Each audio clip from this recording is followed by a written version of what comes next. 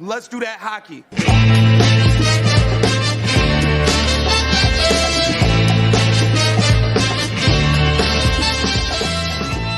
Hey everybody, welcome to Dauber Prospects Radio. This is episode 109. And well, if you were looking for the Chicago Blackhawks top 10 prospects, I'd understand because I've been just kind of ripping through the teams doing the top 10 rankings, but it is NHL fantasy draft season. The preseason's pretty much wound down. The regular season starts up. It's just around the corner.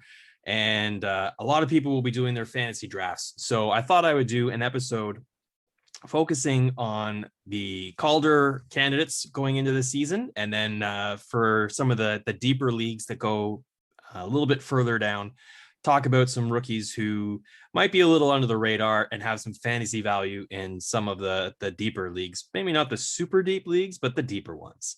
So joining me for this episode, I brought out the Dauber Prospects Radio original guest, first episode guest, none other than my good pal, Gus Katsaros. Gus, welcome back to the podcast.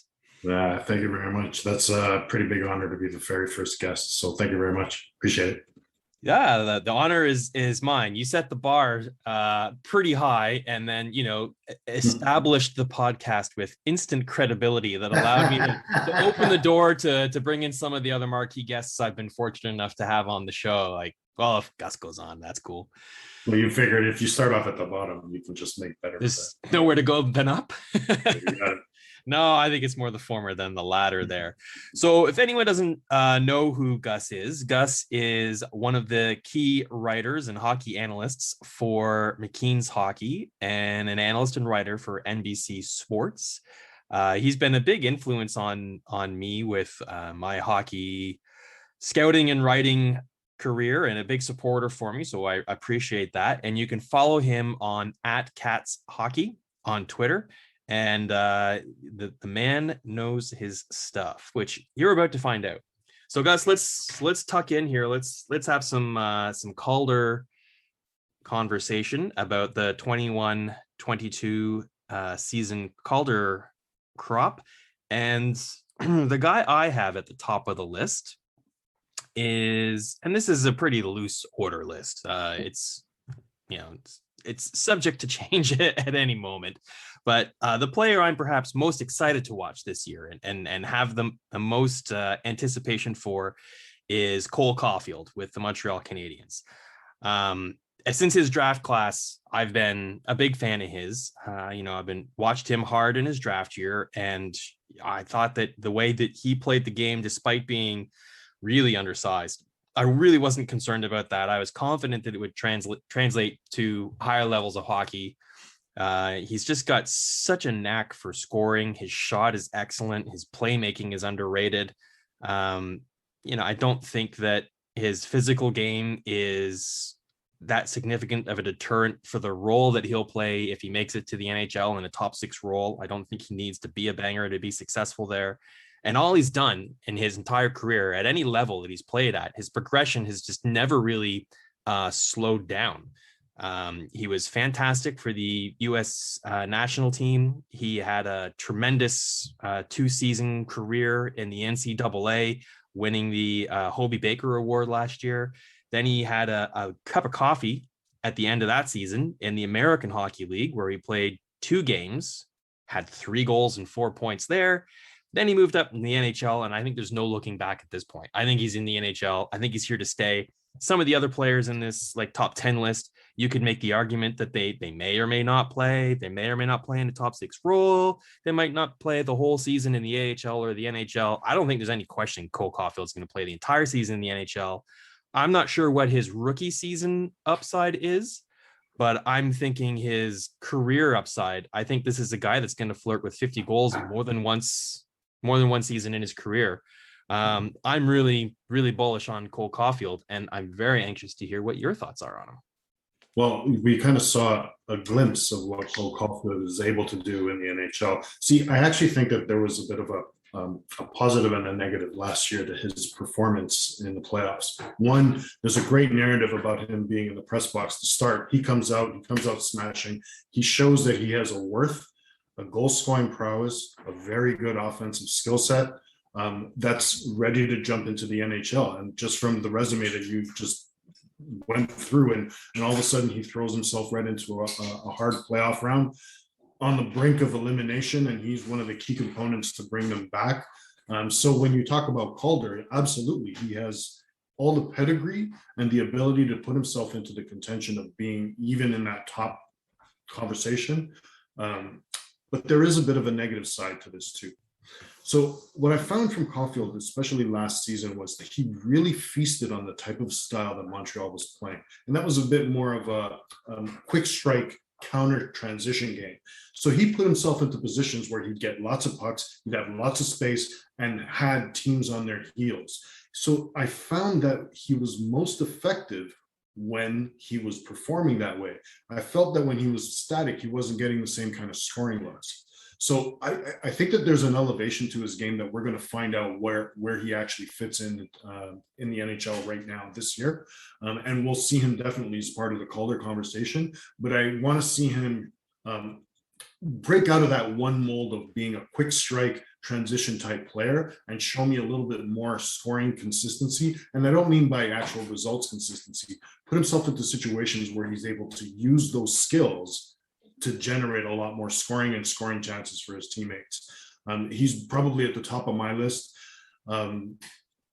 If we might as well just for me, I think I'm an agent of chaos here. So I would love to see both Trevor Zegras and Jamie Drysdale be riding it out towards the end of the season. Both those players just missed that rookie cutoff by one game last season. And how cool would it be to have two teammates just making such a splash so early in their careers that they're both considered Calder candidates?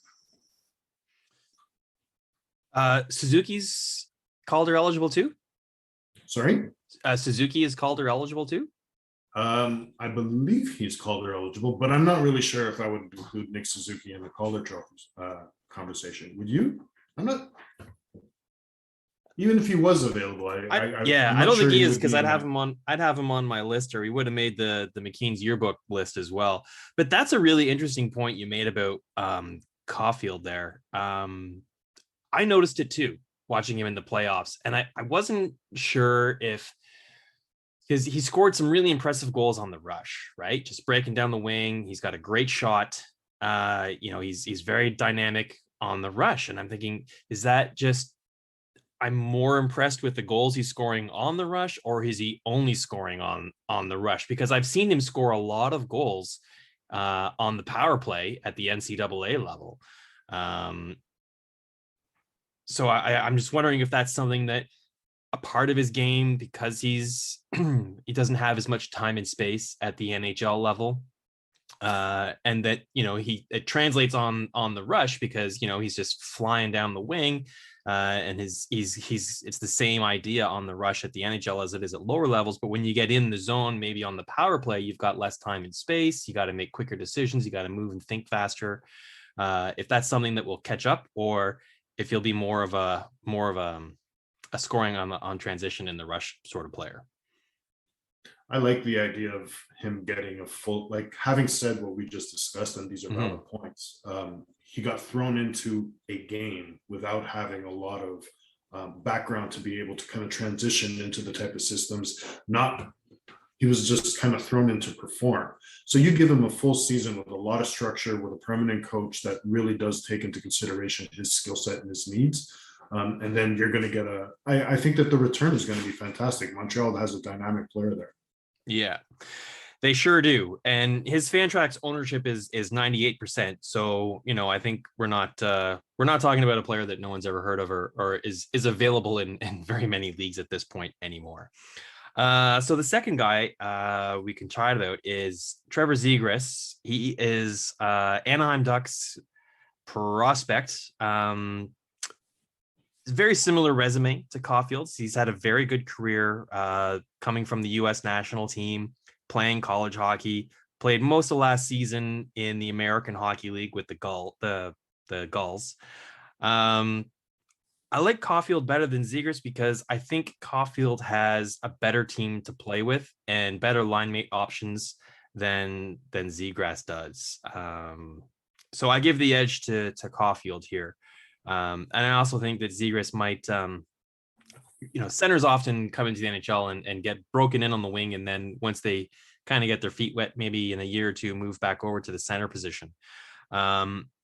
He's 85% Fantrax owned. So, fantasy players are pretty familiar and bullish on him as well. I like Caufield's more than a little bit over Zegras.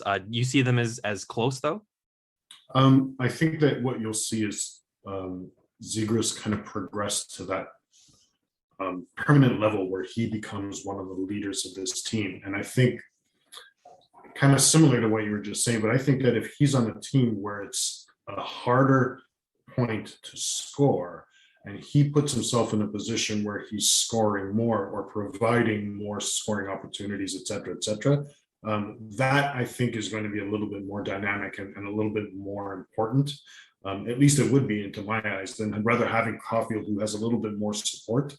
So from a pure skills perspective, you're probably right. I think that you can give Caufield that edge and say that he might just be worthy of that.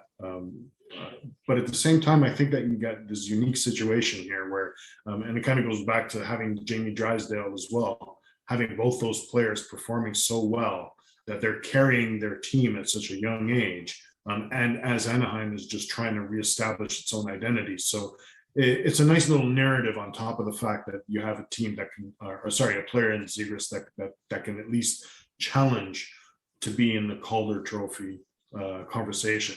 So I think that I might actually like him a little bit better just because he's going to be in the situation where he has no choice but to perform. I think Caufield has a little bit of a cushion, so if anything does go wrong, he has a better support mechanism than Anaheim does. So I think that might just, in my mind, just put the edge a little bit over for Zegras. Yeah, that's a fair point, right? It's another side of the coin where, while Caufield can enjoy the benefit of being surrounded by a deeper roster and more talented players, it means that if he hits the skids for a while and dries up, Montreal's got other options. They can throw Caufield in the press box and just say, figure it out, kid, watch the game for a week and, reset. Whereas, Zegras is going to play 82 games unless he's injured. Yeah, there's a necessity there, right? Yeah. Speaking of injuries, the next player I have ranked on my list, which is pretty close to the Fantrax ownership overall, a couple of discrepancies, but I like Marco Rossi at number 3, center for the Minnesota Wild. So this is a 28% Fantrax owned prospect, and it is his D+2 season, his draft +1 year. Everyone at this point was thinking, hey, here's a guy who could go straight from the draft into the NHL and have a bigger impact than some of the guys that were drafted ahead of him, like Quentin Byfield and Lafreniere. Didn't work out that way at all. COVID had pretty much everything to do with that. And this poor guy he got COVID bad and he almost died. He had a life-threatening illness that he was dealing with, an immune deficiency, I think it was, or something like that. Not really sure of the details, but it was all kinds of serious. And so not only did he not play hockey last year, he didn't do much. So he lost an entire year, which at 18 years old is can't be understated. I think he's going into a situation in Minnesota where they're desperate for him to become a franchise number 1 center, and they can surround him with some very talented players, like the Russian, his name's escaping me. Kaprizov. Thanks. And Fiala and a whole bunch of other really, really talented players. I'm really high on Marco Rossi. He's a player that if I owned him in my fantasy league, I would be counting on him to be on my active roster all year and contributing. What are your expectations for Rossi this year? So obviously the only issue that I really have here is health, and how exactly will the past bout with COVID, how much of a future repercussion is going to happen, and where does that kind of put him this year? As far as this year is concerned, I think that he has an opportunity to just kind of establish himself as a really good NHLer, and I think to your point, I think that he has definitely got that star potential. I mean, you got Minnesota that's also in a situation where they're looking for offensive stars, and they're going to need to look for those offensive stars at a cheaper contract because of all the moves that they've made over the course of the season. Rossi fits the bill. Health is my only concern. Skill level really isn't that much of a concern. Repercussions are from, or at least long-term effects from COVID. That would be my a smaller concern, at least over the course of his career. But in the immediate future, like this season, it's nothing just but a way for him to establish himself as a regular contributing NHLer.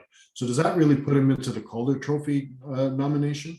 I think it does, because after dealing what he dealt with, and if he's put in a position where he's performing as well as any other rookie, you have to give him the credit that he needs from just getting back to a level to be competitive enough. This virus itself is debilitating enough to take away a lot. And from a young player to go through something like that and then to be put into a situation where he's immediately expected to perform, I think that there is a lot on his shoulders, and I think that he can do it. So this is a very pivotal season for this young rookie. Yeah, I watched him a lot in his last season in the OHL, playing with the Ottawa 67s, and he was the CHL leading scorer.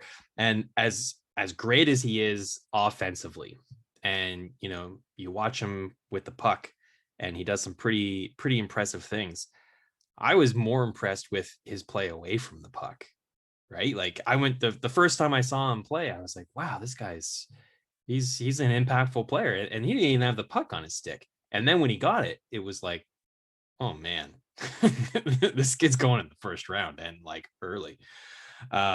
So that is translatable at higher levels of hockey. So he's just going to bypass the American Hockey League, I think, and go straight into the NHL, as long as he's got the legs and, he can do the things that he could have done this time last year if he were healthy.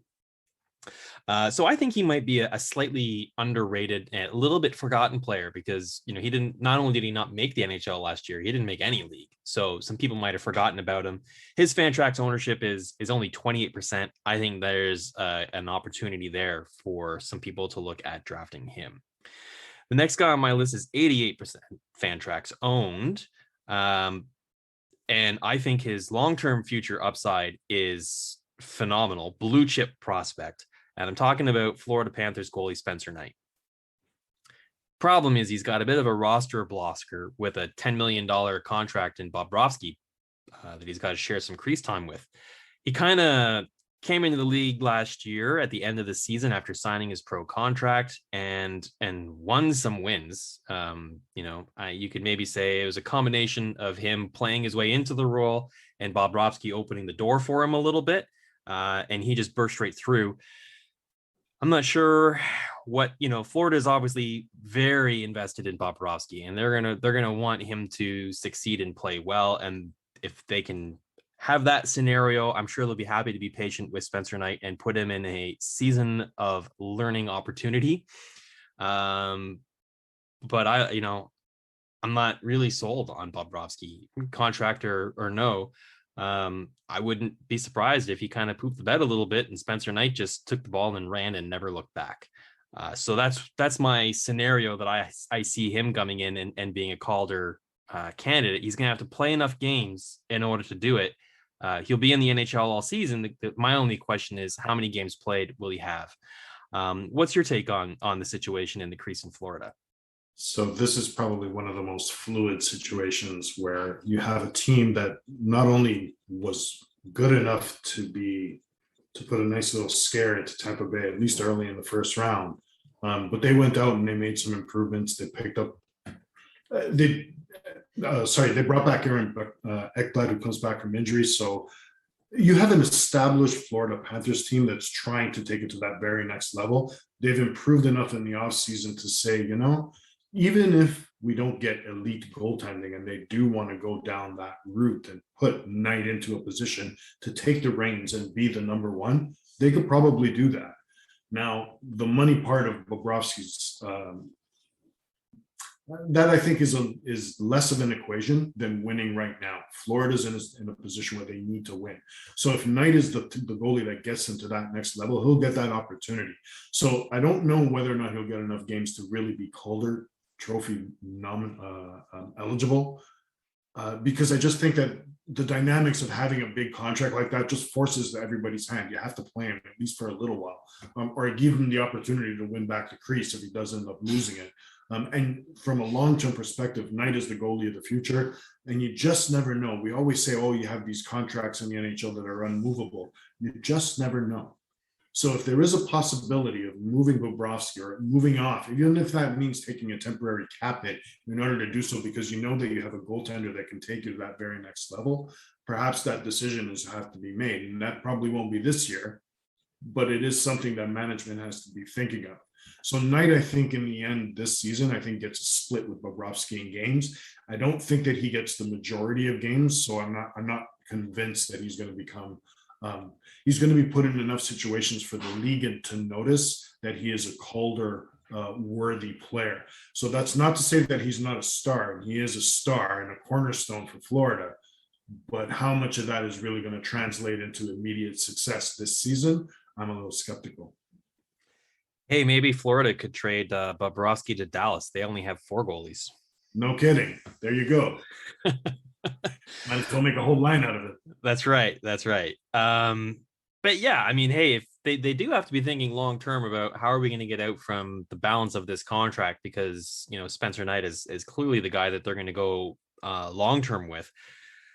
I think that his trade value would be easier to move now if he's playing well, as opposed to the back 9 of that contract where maybe he's not playing as well and he's making a huge contract, right? He might be easier to swallow that pill now, especially if Florida says we'll take some of the cap hit as well. Okay, so moving on my list a little bit, let's talk about a forward. I like Alex Newhook here, center winger for the Colorado Avalanche. He is only 4% Fantrax owned. And I think that's a reflection of the uncertainty of whether or not he's going to make the team. I mean, Colorado is a pretty loaded team. He's definitely good enough to play in the NHL. Whether or not he's good enough to play in the top 6 of Colorado right now, I'm not as sold on. They've got a pretty good roster. I'm not sure he's a player you want to put in your bottom 6 or have him play 10 minutes or less a night. It might be better off giving him full-time minutes in the American Hockey League and letting him develop there. He's kind of proven to be too good for the college level. Hasn't really blown it up in the NHL yet. Maybe they'll give him a couple of games at the start of the season and see how it goes and then make a decision from there. I think he's got the ability to play in the top 6. And, if he's playing on a line with, I don't know, someone like Nathan McKinnon or someone like that, that's probably not too bad. Do you think he's a Calder worthy candidate? Support. Hey, always good to have support. It is, and he'll have plenty of it up front and on the blue line and in net too. Colorado's loaded for bear. I think he can crack it though. So I think that he's actually stepping into an opportunity, though, that he doesn't necessarily have to be one of the prime focus. And he's kind of like the opposite of what we were saying about Trevor Zegras and even Caufield. So it's kind of like a mix of both. So here he's put into a situation where he's on a team that is contending to make noise. They're looking for a championship. They can plug a very skilled player anywhere in the lineup and know that they can probably get a decent enough performance. Are they going to get something that is above his expected potential? I'm not really sure, because I think that the focus is for him to be more of a supplemental player. And I'm not really sure he gets into the circumstances that will give him the ability to kind of use that offensive skill set of his. So I think that for the most part, I think that he probably should play an entire season in the AHL. Go in there, dominate, show what you got, put him there in an entire and see if he can take it to that next level while being the main focus, and then bring him up to the NHL probably a season afterwards. At this point, I'm not really sure whether or not he's going to get a full-time role, but I think that he is definitely a big asset. I just not comfortable enough to think that he's going to make that much of a contribution on a team that's looking to win now. If he was in a situation maybe like in Montreal, I think that he might end up playing there. So I think it's just the way that he's kind of being broken into the NHL might be a little less focused on his development and rather on Colorado winning right now. Right. I think I'm totally in agreement with you, and that whole philosophy could go out the window if, one of their top 6 wingers, you're right, breaks a leg or something like that and is out for, right. 8 weeks or whatever. And then it's the Alex Newhook show. Okay. So we like him. I think it might be a season too soon for him unless everything breaks his way. We spoke a little bit about Jamie Drysdale as well when we were talking about Zegras. He is next on my list, and he is 45% Fantrax owned. And I like the way he has progressed, and I think he's been put into positions that typically are too soon.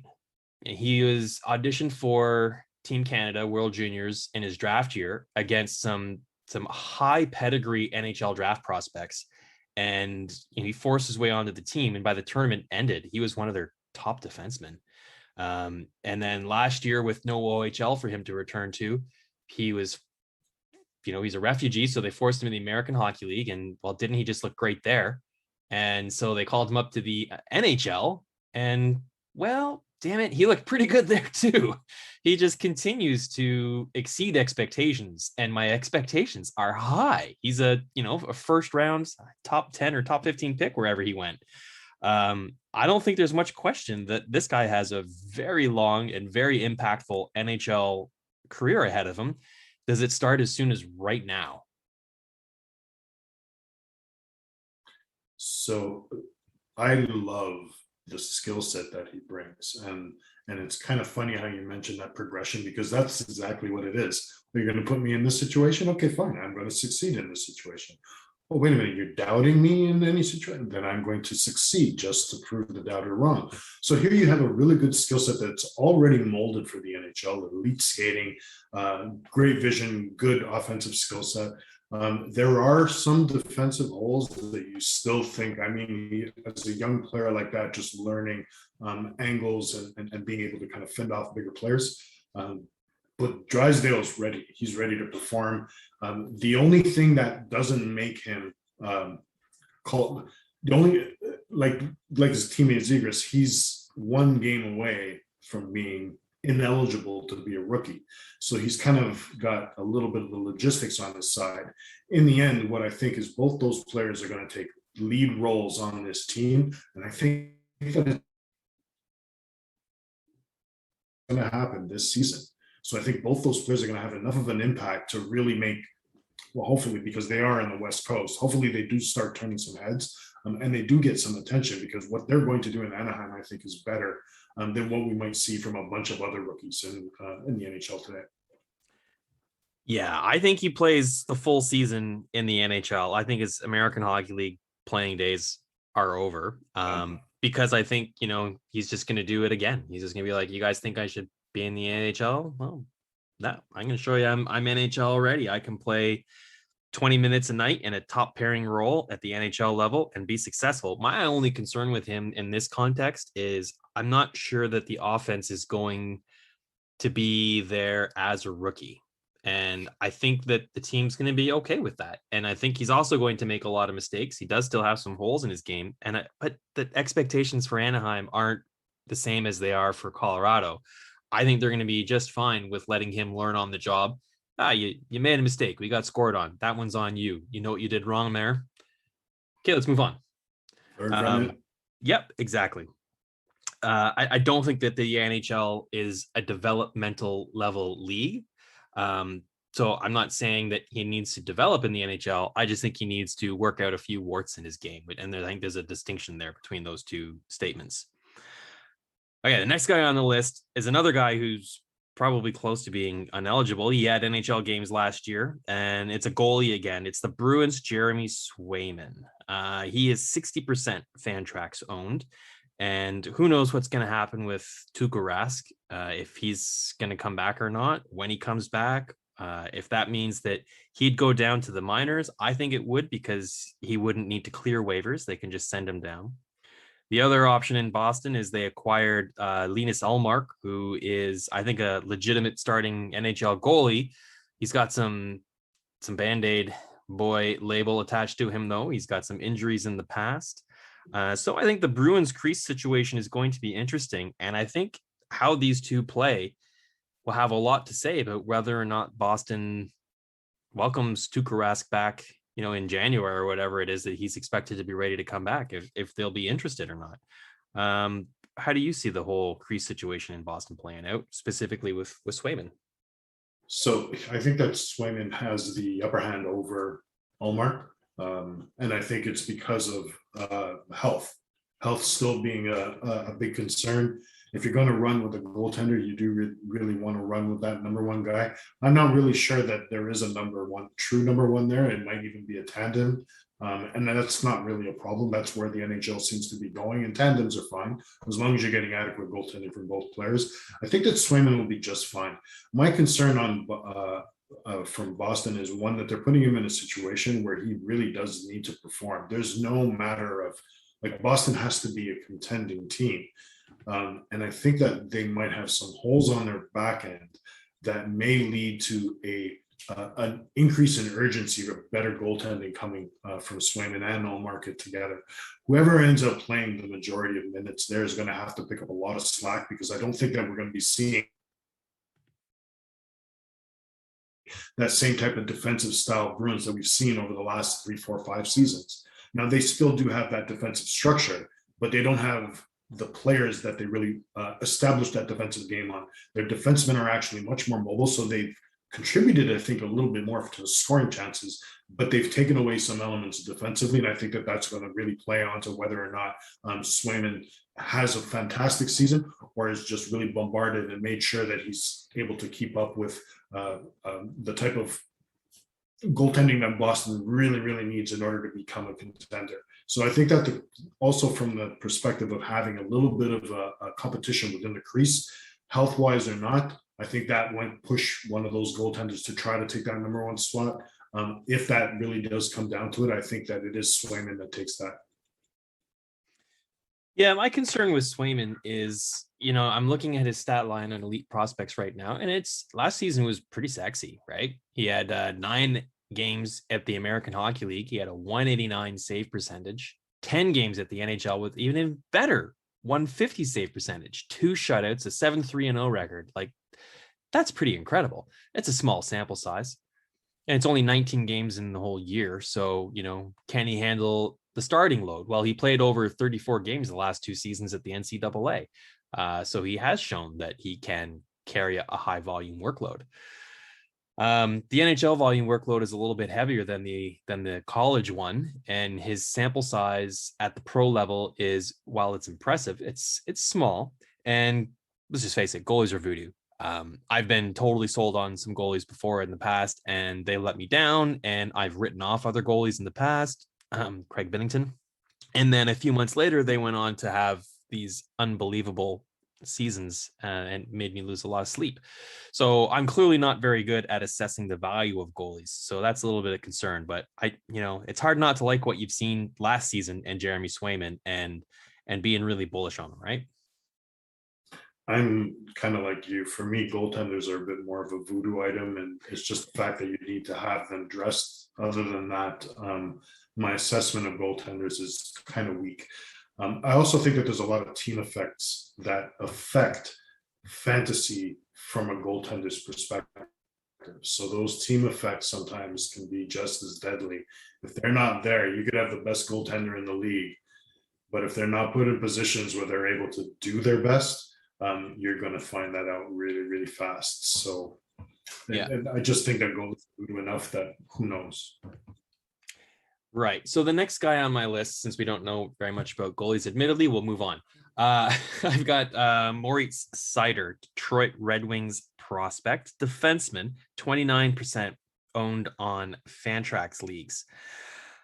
I'm really excited for him, but my concern here is that he's a better NHL player than a fantasy player. And while I think he'll be a very valuable player for the Detroit Red Wings as soon as this season, I'm not sure that he's going to put up the kind of offensive numbers. In fact, I'm pretty sure that he won't put up the kind of offensive numbers that would get him into the conversation for Calder trophy.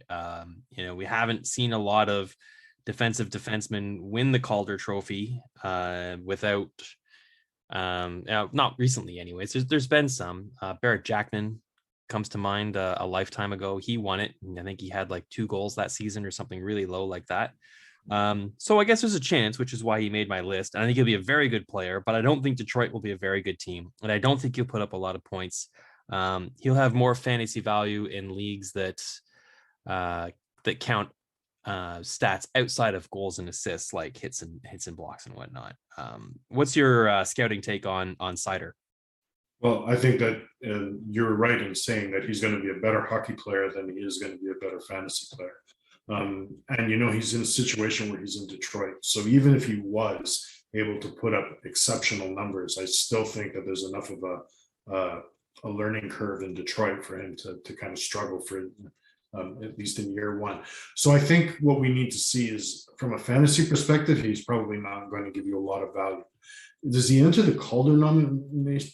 See, I think that from the perspective, you just mentioned it too, Barrett Jackman is the last defensive defenseman to be even in the conversation, winning it. Like, it's very rare that we see anything but a phenomenal offensive talent win these Calder trophies.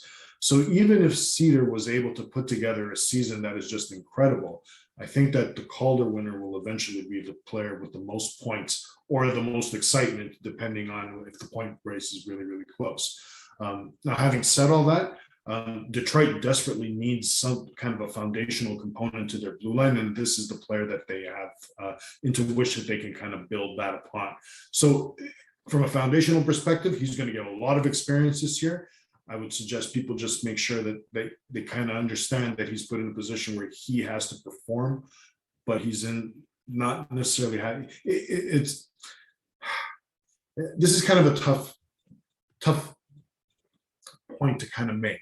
You're right, it's not a developmental league, but you have to put these players into positions where they have to develop. And this, I think, is going to be at most visible with Moritz Seider. He's the one that's going to be put in all those key situations and say, go out and perform. So you're right, it's not a developmental league, but he's going to have to do that in a season where Detroit isn't really expected to do anything other than just go out and play. So I don't think that he gets into the Calder conversation. I do think he establishes himself as a foundational player for the Detroit Red Wings. And I don't think that the rest of the NHL is going to give him his due until moments like when Jacob Slavin started coming around and they started saying, well, he's a defensive defenseman. And that is the mold of what a defensive defenseman is in today's NHL. So he's going to fit into this, and Seider's going to be one of those rocks on Detroit's blue line. I just don't think that we have a lot to expect from in his first year. Yeah. The last guy I have on my list is another, I think he's a bit of a reach, but I think he'll have an offensive career, but I'm just not sure he's ready for the Calder now. And that is Matt Boldy. And he's only 2% Fantrax owned. So not a lot of confidence in the fantasy leagues that he'll make the Minnesota Wild roster this year. So he's come out of Boston College. He played 2 years there, 26 points, 31 points in his first 2 seasons, 31 points in 22 games. That's very impressive. Then he finished the year with Iowa in the American Hockey League, and he had 18 points in 14 games there. In between, he had 7 and 7 at the World Juniors for USA en route to a gold medal, including 5 goals. So this is a very prolific offensive player, and he's shown that he can score at every level leading up to the NHL, but he's got 0 NHL games played. So we don't know what he can do at the NHL level yet. And then I look at, okay, so what are his options here with the Minnesota Wild roster? Assuming Marco Rossi is their number one center on a line with Kaprizov and Fiala, that's their big guns. That's a big line right there. But then after that, you get some guys who I think are all better, like they're okay second line players, but they'd be good third line players. Jordan Greenway, Marcus Foligno, Ryan Hartman, like these are Nick Bjugstad. If these guys are on your third and fourth lines, then that's good depth. So I think there's a window of opportunity for him to play his way into a top six role as a rookie right now and have a good season producing, decent offensive numbers. I think he just needs to convince the coaching staff that he's capable of doing it now and he can get their confidence and trust and play well enough defensively. What's your take on Matt Boldy? I think that there's enough of a need for scoring in Minnesota, even if Rossi comes out and does end up lighting it up, that they have to at least give an opportunity for Boldy to go out and prove that he could score amongst NHL players. So whether that's like just an audition or what, I'm not really sure. I think that from a Minnesota's perspective, there's just not enough scoring up front for me to say that a player of his caliber doesn't at least deserve a shot. So does that put him into the Calder conversation? Well, if he comes in and all of a sudden he starts shooting the lights out, then absolutely he does deserve that. And I think so, even more so because he's kind of coming from a position in behind. It's not like he's one of the forerunners expected to be a Calder trophy candidate. Having said that, though, there's a spot for him in Minnesota. Is it going to be enough for him to shine? Is there going to be enough power play time? Is there going to be enough offensively created opportunities for him to be, prolific enough and dangerous enough to kind of shine amongst rookies? I think he'll have a decent first season, but I'm not really sure that he's going to be in the Calder conversation just because of the situation that he's in Minnesota, not necessarily from the skill set. All right. I think we're on the same page with Boldy. So those are the guys who I had ranked as my Calder candidates for the season. And let's shift gears a little bit now. There's a whole bunch of other guys who you could kind of fit in between the two levels that we're talking about. That was Calder. We're going to move on to rookies and deeper leagues. And in between, you've got a laundry list of guys who could play into the top there. Tomasino made my list. We missed him. Kravtsov, Byfield, Lundqvist, Addison, Byram, Denisenko, Perfetti, Soderstrom, Krebs, Harley, Podkolzin, Veleno, Zeri, Jarvis. There's a whole bunch of guys that are less likely, I think, to make the NHL, but have all kinds of opportunity to be this year's Jason Robertson and work their way into the NHL. And by the time the season winds down, be in a top six role and being a key player on whatever team it is that they play for. But moving on to the rookies, I got another list of 10 players here. Not really in any kind of order, totally random. So let's just start with, I got some teammates here, two guys from the Toronto Maple Leafs. You could probably pick 3 or 4 guys that could be, rookies or sleepers in fantasy from the Leafs. But Michael Bunting has made my list, and so has Nick Robertson. You could talk about Ilya Mikheyev or Andre Kosh, maybe Alexander Kerfoot, Dennis Malgin, maybe even David Kampf.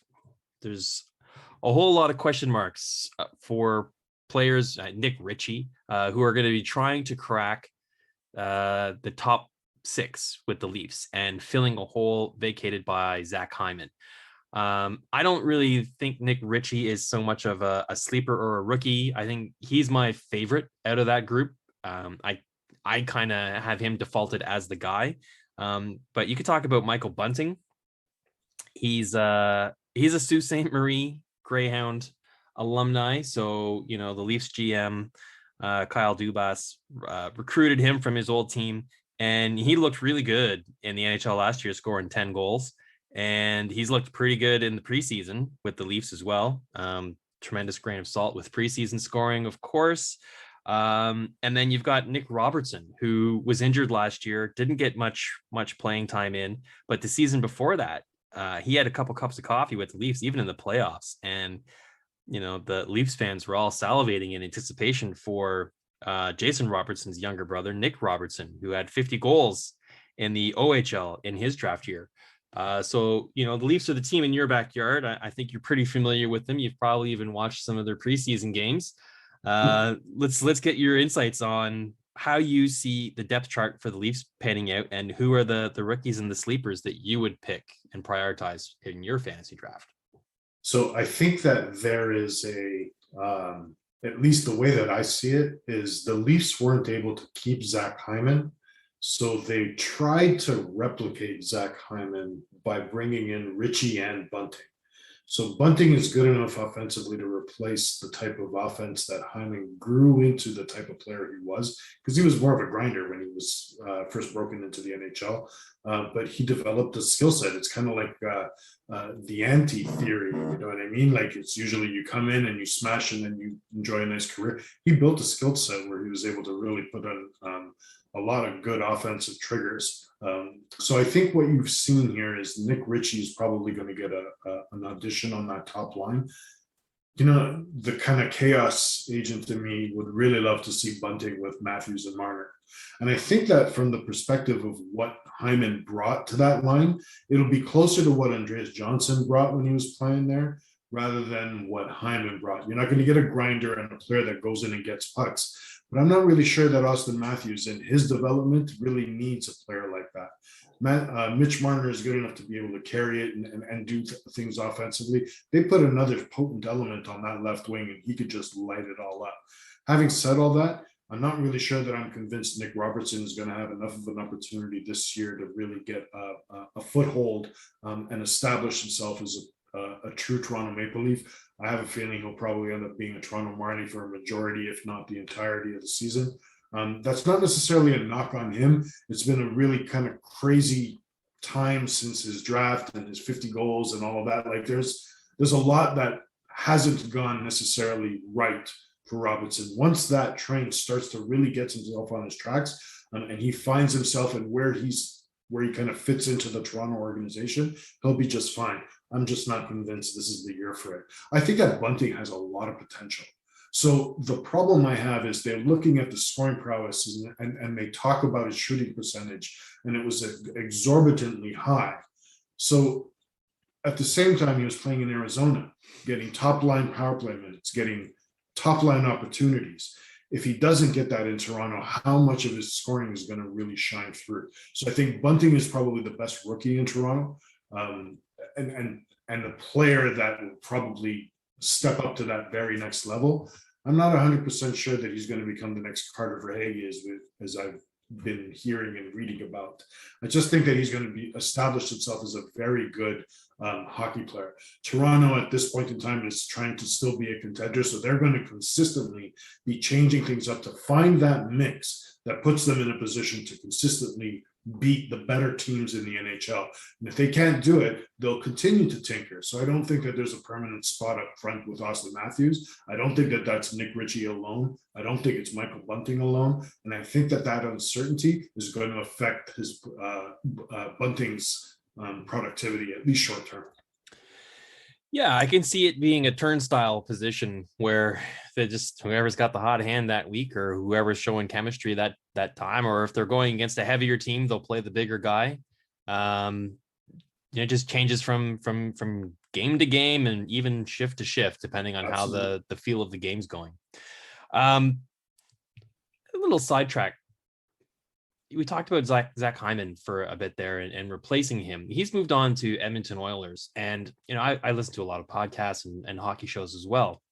And I'm hearing a lot of people saying that, they think that his offense is going to translate from Toronto to Edmonton. He's proven that he can play with superstar players and, he could have a career year. I'm not sure that I totally agree with that, because while he played with Austin Matthews doesn't mean that he can play with Connor McDavid, because they're very different players. Connor McDavid is a burner, and I don't think Zach Hyman can keep up with him. I don't think he can keep up with the way that he skates. I don't think he can keep up with the way that he thinks the game. I think he's just like 3 light years ahead of almost every player in the NHL. I think it's way easy. Well, I don't know. I've never played with him, but I would think that it'd be way easier to keep up with Austin Matthews because he's more of a shooter. You know, he wants to find the open ice, the soft ice, and you can go into the corner with your elbows up. And then, you know, if you know where he's going to be, rip him the puck and he'll just score from wherever, however you pass it to him and wherever he is, he'll just got the shot that he can score. So it's a totally different dynamic. And while I think the intention is to play Hyman with Connor McDavid, you know, we've seen this show before where teams go out and acquire a player to play with their star player, be it Connor McDavid or Sidney Crosby or Wayne Gretzky or whoever it was. And, you know, people are thinking, well, this is going to be great. Like Gretzky and Hall, this is going to be amazing. It just didn't work out. So I would not be surprised if Zach Hyman just didn't pan out the way that a lot of people are thinking he does. I don't know if I'm like out to lunch here, you're smiling and nodding like you agree with me.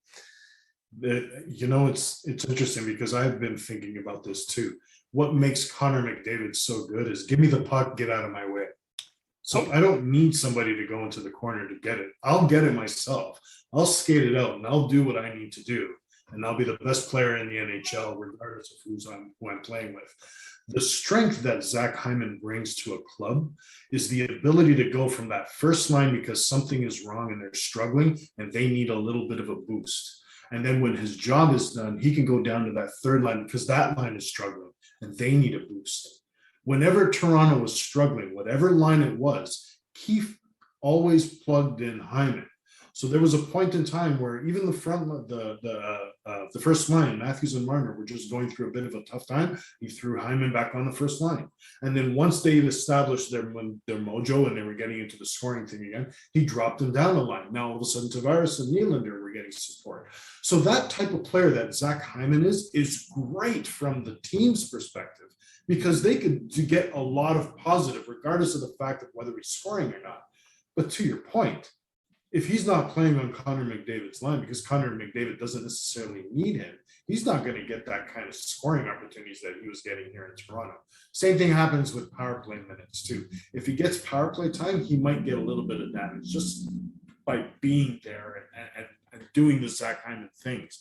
But is he going to score a ton just because he's going to play in Edmonton with McDavid? I agree with you completely. I think that that's overblown. So let some other sucker have to deal with picking up Hyman or making the decision to pick up Hyman wherever they are in the draft. And if they want to overvalue, all the power to them. Make sure that you're making trades with that player during the season. Yeah, I think if I'm picking a player because they're going to play with Connor McDavid, it's going to be the defenseman that can create transition passes and get the puck up to him and just let him skate the rest of the way and score the goal. Thanks for coming. Yeah. Okay, so let's talk about some old names that are new again that have been previously owned in leagues and then they've just kind of buggered off and disappeared in Europe for a bit, and now it looks like they're coming back. The first one be Vladimir Tkachev. So he actually played in the Quebec Major Junior League. I forget what team it was he played for. He went undrafted, but the Edmonton Oilers did try to sign him to a contract, but it was deemed illegal or ineligible or whatever the case was. And it just never worked out for him there or anywhere else. And he ended up playing in Russia in the KHL for a while. He put up some good numbers there, and now he's been signed by Los Angeles. Lots of opportunity for him in Los Angeles. They've got a very deep prospect pool. They got a lot of players coming. So this is a player that I maybe kind of like 50-50 if he makes it or not. More short-term than long-term. I think he's here for a good time, not a long time. Do you think he makes the team? I mean, if he plays in the American Hockey League, then, you know, who cares? He's not fantasy relevant. I'm not really sure that he has a guaranteed spot, but having said that, LA really needs to add some kind of offensive component. Scoring goals was a bit of a problem for the last few seasons.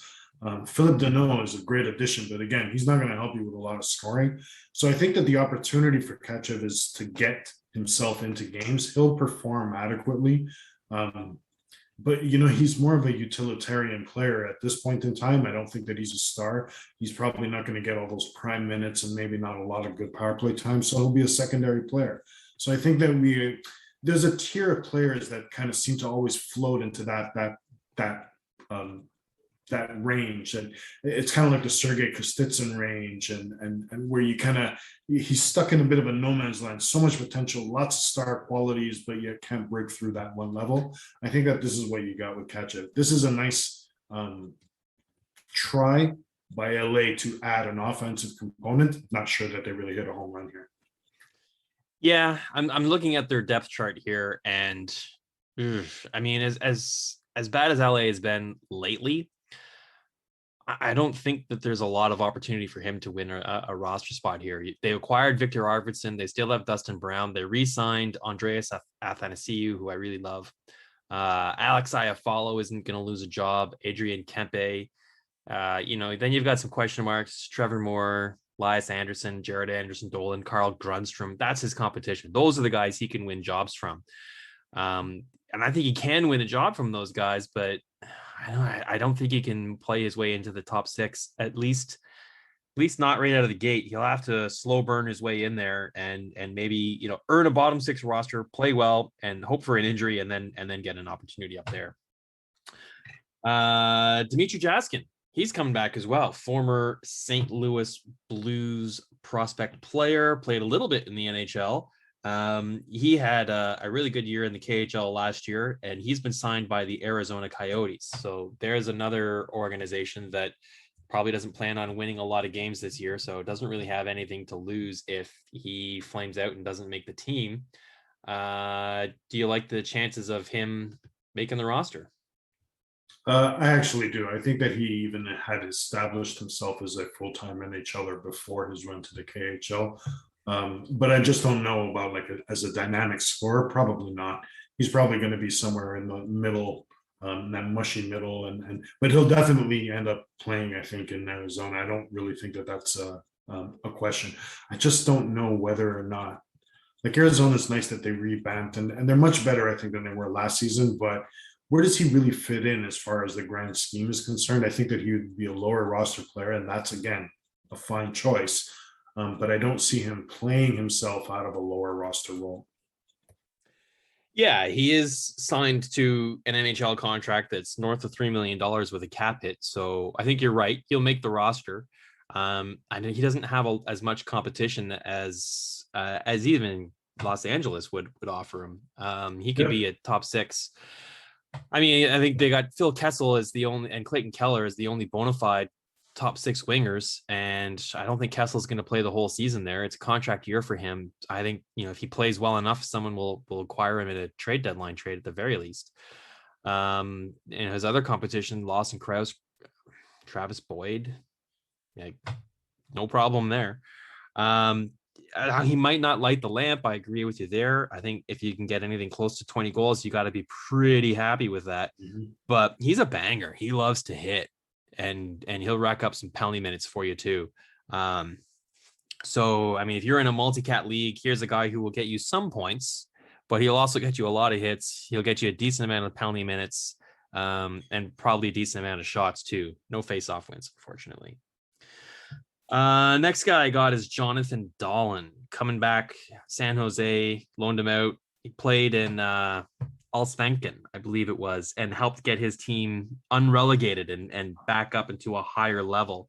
So he'll be coming back to North America this season. When he left, I wasn't really sold on him, and he didn't play in the SHL or a higher level league while he was in Europe. So his numbers are good, but I'm not really impressed. But he is worth talking about coming back. He's only 3% Fantrax owned, so there's a wide opportunity for ownership here. Is this a player you would have any fantasy interest in?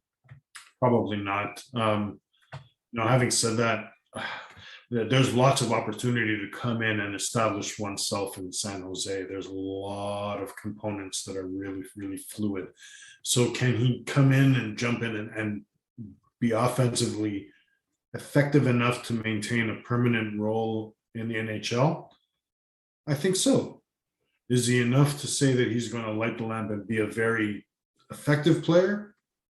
the reason that he's gonna the reason why San Jose gives him the ease to jump into the lineup is also the reason why I don't think that he'll have a lot of success in the NHL, at least this year, just because there's just not enough firepower there to say that they can lift up a spot, give this guy an opportunity, and I just don't think that he has enough on his own to be able to generate that kind of scoring. So I think he does end up becoming a full-time NHLer. I just don't think he'll be a very productive fantasy NHL player.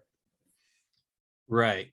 Well, I think one thing he's got going for him is one of the players that would have a top 6 role that he would be, that would be blocking a roster position for him is Evander Kane. And he seems intent on self-destructing. And I don't think we're going to see him this season.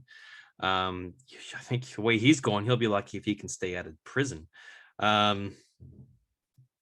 What do you what do you think of his competition? I mean, he's a left winger, so it's pretty thin there. You've got Timo Meier, bang, that's a no-brainer. Cogliano, he could play on the 4th line. That's really where he'd be most effective. Matt Nieto, John Leonard. You can maybe move like a Noah Gregoire or Barabanov, Balsers, Nick Merkley, maybe. These are the kind of guys that he's in competition for. I think they're all in the same sort of tier, really. That's just it. He can kind of jump in, but he's pretty dynamic too. So to the degree, I think I just don't know if even with Evander Kane's situation being so in the air, if you take him out of the equation, all I think it does is it just shifts everything up one slot, and I think that that's just still not enough for him to be put into a top 6 role or a scoring role. It doesn't necessarily have to be top 6, but you have to get into those situations where you're able to score. And I just don't think that he's going to be in that kind of a situation. So I'm not convinced that he's going to be an asset to a fantasy roster year. So he does have other peripheral skills though. So I don't think that San Jose's out of the question of keeping him out of the lineup. Even that I think is debatable. But I just don't find that there's a lot of fantasy value with or without Evander Kane in the lineup. All right. Next thing I want to talk about is an Ottawa Senators prospect, Shane Pinto. He had a couple seasons in NCAA where he looked pretty good with North Dakota. And he is a 2nd round pick from the 2019 draft. So he has a certain degree of draft pedigree working for him as well. He got to finish the season after his school year ended. He signed a deal with the Sens, his ELC, and he played 12 games at the end of the year with Ottawa and had 7 points in 12 games. That's pretty impressive. His Fantrax ownership is less than 10%. He's only 4% owned. Here's a player who has an opportunity to play arguably in a top 6.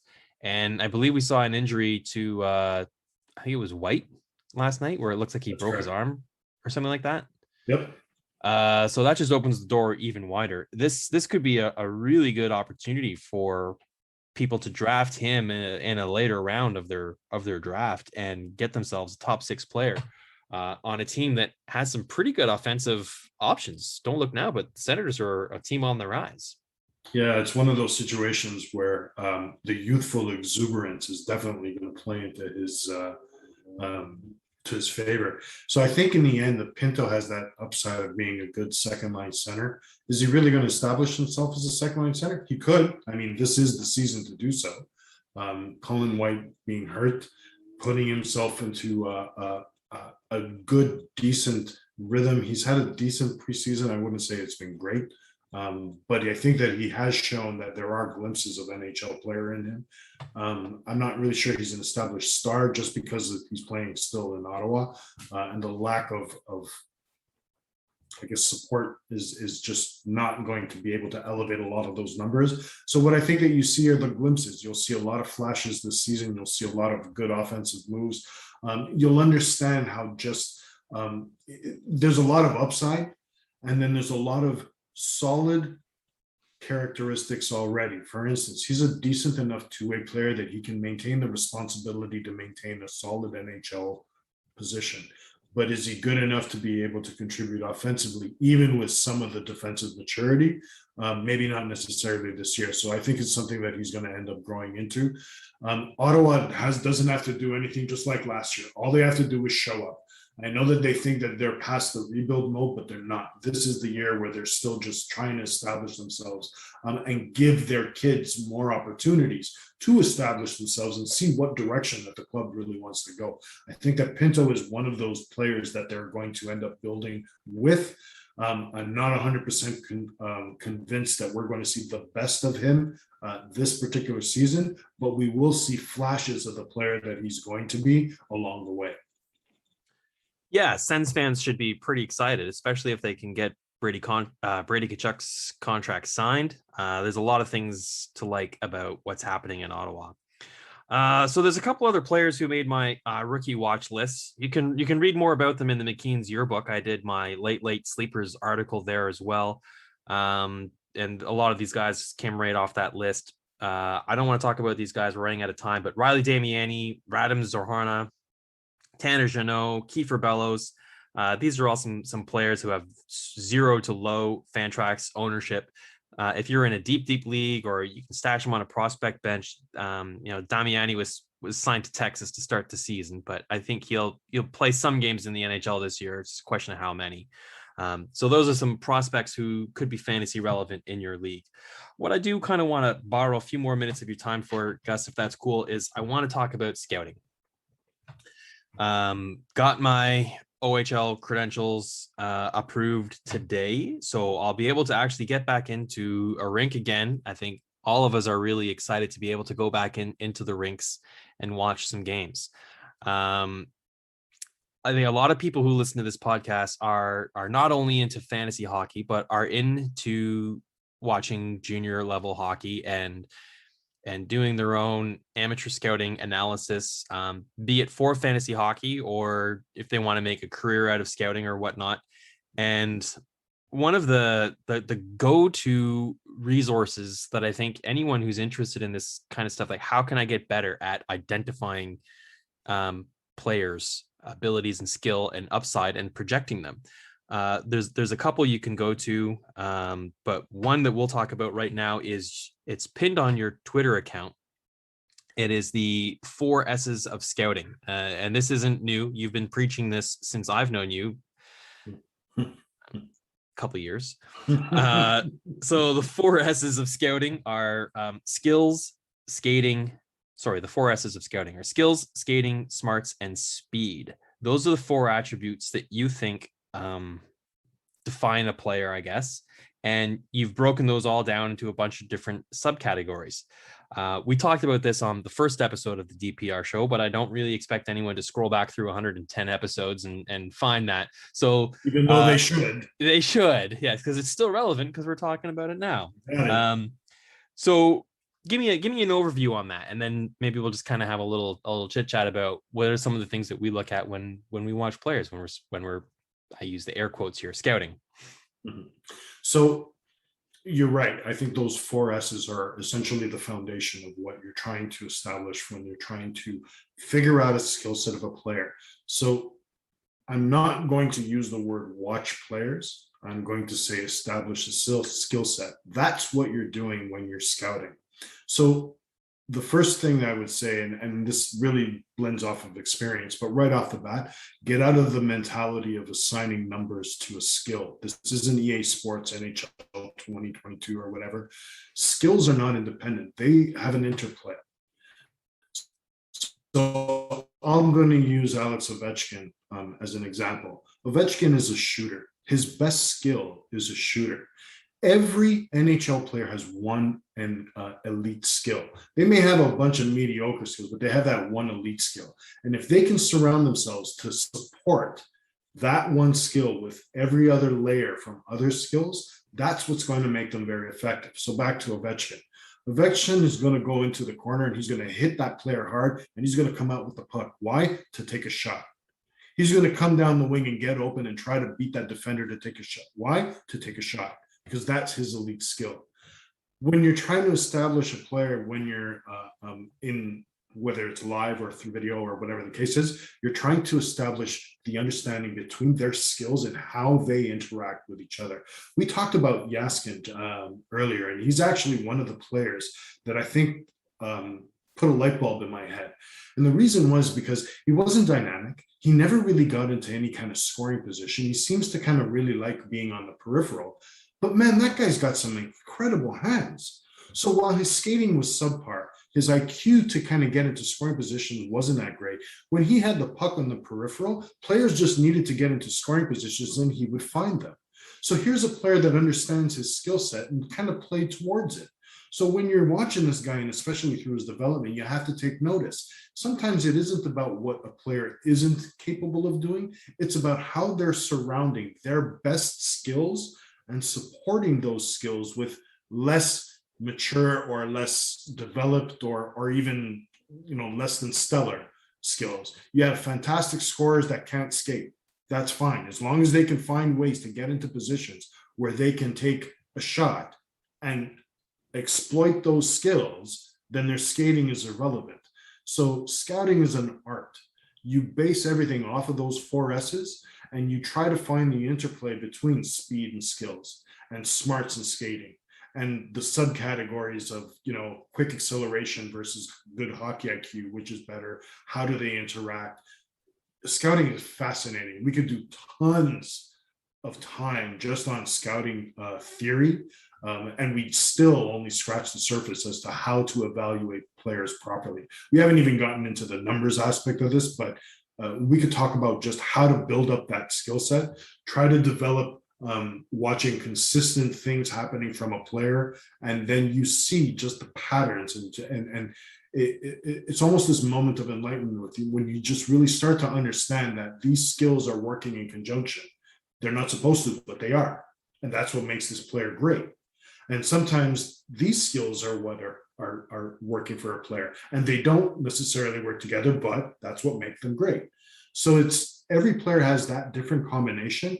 And once people start to understand that there's an interplay between skills and how they relate to how a player performs on the ice, that's when you get a really good talent evaluator.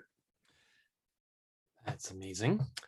So my train of thought that's been kind of growing over the years for me here is I've been watching players and seeing players that I like, and some of them pan out and some of them don't. One of the more underlying constants that I'm seeing in players that are successful, that they might have great skills or deficiencies in other areas, but they've all been successful players that have made it, or players who can process the game mentally fast enough to play at higher levels. And that's sometimes hard to see at the lower levels like the OHL, because for the elite players, it's hard for me sometimes to distinguish, are they really skilled? Is like their puck skills, or is it their speed so much better that while they lack the IQ, it doesn't matter. They can just outperform these other players who will never play at a higher level other than maybe Canadian college or something like that. And so I think a good example of that for me is Josh Hosang. He's extremely skilled, but I just don't think that he thinks the game well enough to play at the NHL level, or really even the American Hockey League level in some cases. He's got other problems that might really be his underlying issue there, like attitude and compete level. But I mean, you look at players and you think, man, he's just, he's not that impressive. He's not the biggest guy, or he's not a burner. And, I watch him shoot and he's got a good shot, but it's not an Ovechkin shot. And yet he makes the NHL. And you're like, well, how did that guy make it? And it's because he can think the game at the speed that the NHL demands, that he doesn't need a half a second to figure out where the puck needs to go when it comes to him, or where he needs to go to get the puck, or where he needs to go to support the player that has the puck, or where he needs to go to intercept the pass that he knows the other team is going to make. You don't have to be a burner to do those things. You got to be smart. So for me, the ability to read and react, and hockey IQ, whatever you want to call it. I think that is the most important skill level. It's a deal breaker for me, really. You could be the fastest player in the world, but if you don't understand that you need to be on side, it doesn't matter. What I'd love to hear what you think of that assessment. I used to ask, people always ask me, like, what's the most important skill? Smarts. You can always work with a smart player. And it's funny because the example that you mentioned here too, one, knowing to go where to be successful, that's one thing. So a player has to have that naturally. At the same time too, though, and this is still intelligent and it's still hockey IQ, a player that can structurally play within the system that a coach has designed and be effective despite not necessarily being the most skilled player has value. So the player that I'm thinking about something along that line is actually kind of like Zach Hyman. Hyman, when he broke into the NHL, he was a good, solid foot soldier. I need you to do this. When A equals B, I want you to be C. I need you to triangulate. I need you to be in good support. I need you to support high in the. Whatever he was told to do, he did it. The skills came afterwards. So players that are smart are not only smart because they put themselves in positions to succeed, they are smart defensively. They don't put their teams in positions where they have to scramble or have to break their style of play in order to satisfy the whims of a selfish player. I think that whenever anybody asks me now, what is the most important skill? You give me a smart player and we can work to make him into a proper NHLer. Now, I'm not really talking about like elite stars and all of that. You could tell good skill sets and all that kind of stuff. But players that that have that head on their shoulders, that understand the good game theory, that have hockey IQ, if that's what you want to call it, those are invaluable. Every organization, if all they had are really good, smart players, they could go far. Now, having said all that, the smartness also relates to the way that they're able to play, because there's an innate quality in the skills that they're using that allows them to be able to think that. So they think ahead and their body automatically kind of comes. It's a one part, like it's not that's not an individual component. The way that you think will be the way that you react. And it shows, and you'll see. You can't fix dumb. Dumb hockey players will keep making dumb mistakes. And if you want a particular example of that, Nazem Kadri. Nazem Kadri is a great hockey player. He's rough, he's tough, he can score, he's got lots of potential, lots of vision, lots of creativity, but he keeps making the same bonehead mistakes over and over and over. How much is he helping his team if he keeps making these dumb mistakes? So there's an element that's exactly kind of what I'm getting at. You can teach good, smart players how to be better players. You could get players to become much more skilled. You cannot fix dumb players. All right, so we totally agree on that. So I don't need any help there. Where I lack with, and I think maybe a lot of the people who are listening and trying to figure out how to scout and evaluate players, is what does that look like? How can you identify that when you're watching an OHL game or even an American Hockey League or NCAA, whatever the level is that's below the NHL? What are some of the calling cards that you draw on? You like that right there. That is showing me that this guy will be able to keep up with the pace at the NHL level. He'll be able to identify. He just reacts and anticipates the play at a speed that'll happen for him. He'll make it to the NHL because of that. It's really hard to distinguish that. I talked about it a little bit earlier on, where it's like, is it just because he's just so much more skilled or faster, or is it because he's smarter? And it's hard to distinguish that sometimes. What are some tricks that you've noticed or developed to help you figure that out? A couple of things. One, I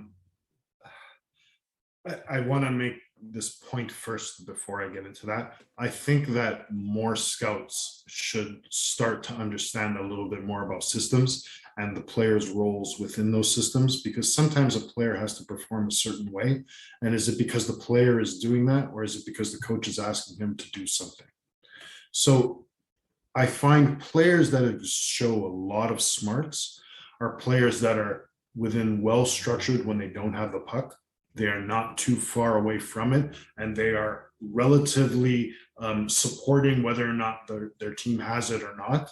And they're always in a good structural position. They're never putting their team in a position where they are trying to do something and the team has to scramble structurally in order to compensate for that.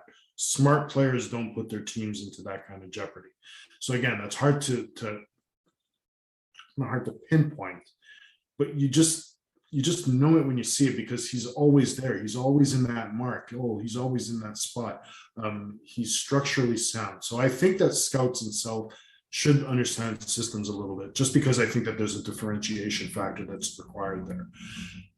The other thing that I would say is quick puck touches. A player that doesn't necessarily need to have the puck on his stick very long probably has already thought of that next move. So the puck comes to them, he passes it right off, goes off to the next spot.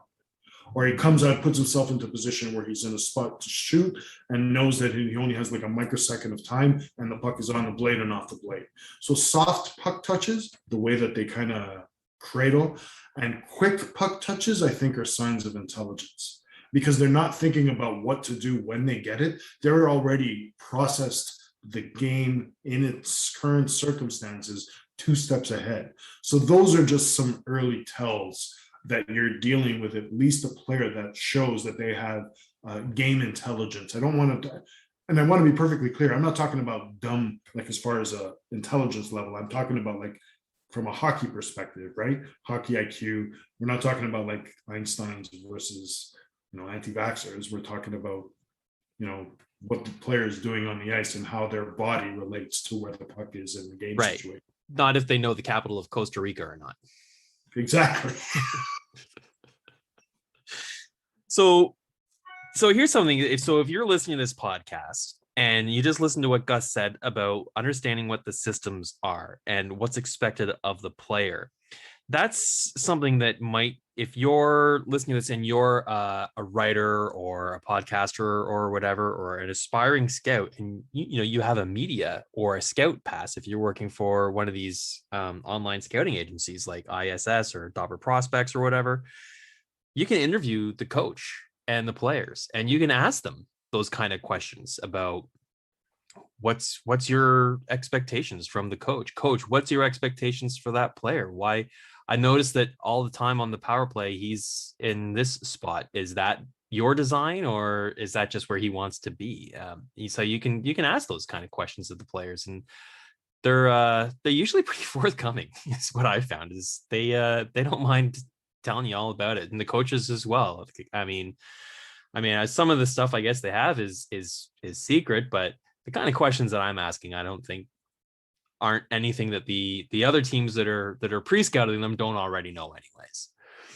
And these coaches, they do tend to understand that they are going to get those kind of questions because they're dealing with players that are in developmental leagues, right? And chances are they're going to move on into more professional leagues. And I'm kind of really focusing here on scouting players that are draft eligible or recently drafted and developing into professional hockey players, because once you get to that NHL level, and I think that this is a very important point, we were talking about tells earlier.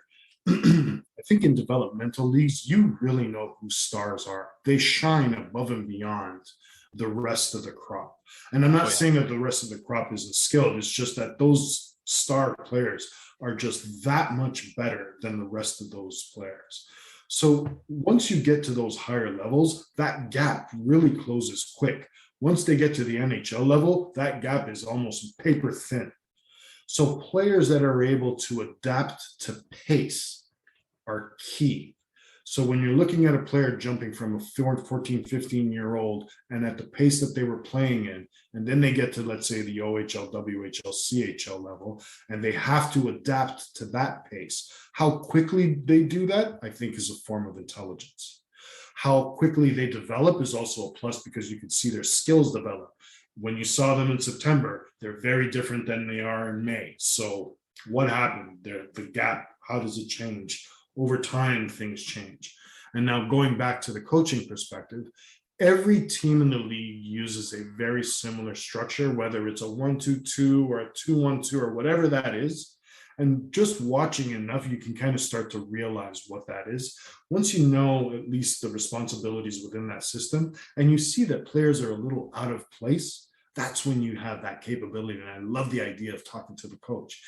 Peter Harling is always on the left side, but the dude's a right winger. He should be playing on the right side. Why do you play? And when you start getting questions and answers to those kind of questions, you really put the tapestry together to understand why the player makes some of those decisions on the ice. It's a bit of an after the fact, but understanding why a player did something with a little bit of an explanation from a coach that told him, do this, will give you the insight that you just never knew specifically, but just by watching a player perform on the ice. If he was supposed to do A and he did B, but B is what the coaches wanted him to do, he's going to go back to the bench and he's going to get a pat on the butt. You're going to be sitting there in the stands and thinking, well, he shouldn't have really done that. There's a good way to clarify all of that kind of stuff.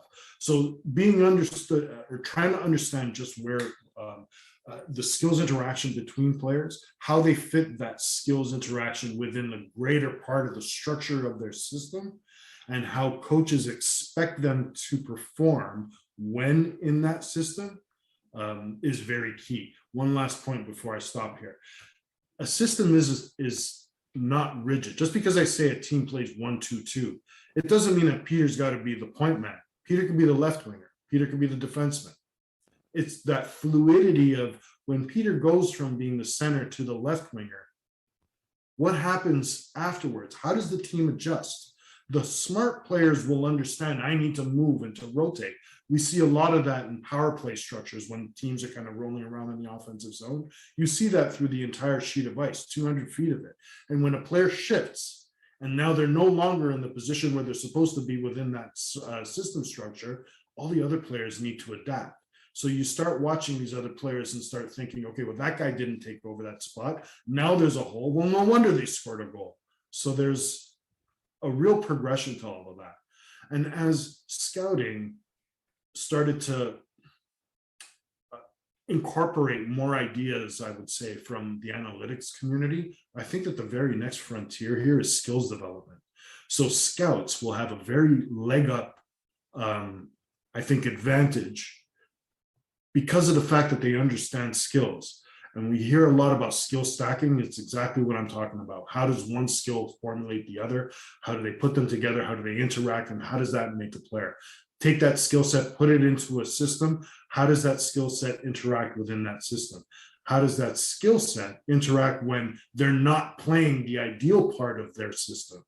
So there's lots of little interaction on the ice that we could talk about for days and never really get it down to the bottom of it. But that's kind of how I see it, from a micro to a macro perspective of how I would evaluate a player's talent.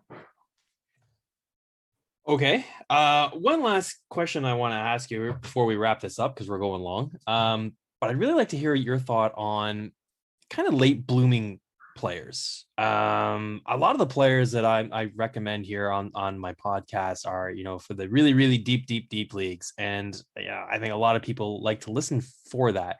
And I talk about players who maybe didn't have a high draft pedigree. They're not high profile players, but all of a sudden they kind of come out of sort of nowhere and have a season that puts them on the fantasy radar from whatever league, right? They play an overage season in the CHL somewhere, and they have 100 points, and then an NHL team signs them to a contract as a free agent. Or you have an undrafted player playing in college, does a similar thing, signs as a free agent. Guys come over from Europe that were never drafted, and now they're 24, and they had a breakout season in the KHL. How do you distinguish, or what do you look for in those kind of players where you have guys like Mikko Lehtinen and everyone's all excited for him, and it just doesn't translate? Guys like Brogan Rafferty was great in the American Hockey League, and it's just not happening at the NHL level for them. And then some guys it does. Some guys do find value in the NHL. What kind of advice can you give on picking out the gems from the weeds there? So late blooming is a bit of tougher concept to kind of nail. But having said that, I think what we've seen, and in particular over the last 10 years, is a real focus on off-season skills development, not even training and weight training. And you hear about players putting on weight, or I lost weight or whatever. They're out there working on skills. And again, I'm harping on this, but Zach Hyman is a great example. He wasn't a skilled player coming into Toronto. He worked on that in the offseason and used what he worked on over and over in game situations. So a blunt, perfectly acceptable answer for that is, if player A's tendencies changed from season 1 to season 2, and those changes are positive, I think that is an early tell that there's something drastically changing about this player. He would hit my radar to just focus a little bit more energy on. And hopefully you see that kind of trend continue. And if you don't see the trend continue, you could always drop a player off your radar. Mm-hmm. But in the end, it's really difficult to say, well, why did this one player just blossom overnight? I think a lot of that has to do with the type of interactions that they have during the off season.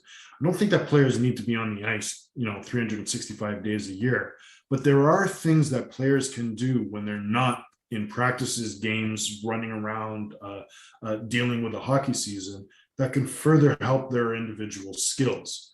And if players invest the time and the ability to really cultivate that ability to learn and to adapt, and adapting is really important, and being able to bring in new insight and change the way that they perform in a positive way, those tells are they're pretty early. And you could start to key in on those and start to say, well, this player might have something. We might just want to follow that progression. If a player just happens to break out overnight, I don't think that really is a thing. I think that there's a natural progression to it. And whether we've seen it or not, it is still there. It's just that we pay attention to the breakout season. Remember, I think I saw a tweet a couple of days ago where Michael Grabner was picked off waivers, and then he ends up going and scoring 34 goals. Like, who was to know that Michael Grabner would score 34 goals after being a waiver wire pickup early in the season? You just don't. Those are situations where it's just one-ups. And sometimes it really is just situational. He just got put into a situation where, all right, go with it. And here you go. Have some goals on top of the way. But for players that are developing, there are key points where you can kind of build that the perception of where they are in their current development. And there are early enough tells to say that there's somebody that can potentially be a late bloomer. It's just that one is a little bit tougher, and you really, really need to have a lot of information. And I also feel that information isn't always on the ice. It might just be a maturity level thing that you need to talk to coaches about. So showing a dedication to getting better at the craft and getting positive reinforcement for that effort, I think is the key to noticing a late bloomer. So do your homework. That's essentially what I'm saying. Do your homework. Do your homework. Watch live games, all those things. Gus, on behalf of everyone listening to this episode, thank you very much for coming on and imparting all of your wisdom upon us. It would be impossible for anyone to have listened to this episode and not learned a lot. I really appreciate you giving me the time tonight, and it's just lovely to see you and chat and get caught up again. And hopefully I can see you in a rink one of these days this season somewhere. I mean, at Marley's game or Oshawa Generals, wherever it might be. It'd be great to run into you at an arena and watch some hockey and maybe have a beer. Peter, the pleasure is always mine. Thank you very much for the invitation. It was a pleasure speaking to you tonight. I just love talking hockey with you, and I actually hope we don't get one game. I hope we get lots of in-arena games, whether it's the Generals or the Marlies or who cares. Let's just get in an arena and enjoy. Kingston's got a guy that's worth watching if you want to. Oh yeah, want to go for a road trip. Yeah. I've heard something about this Shane Wright.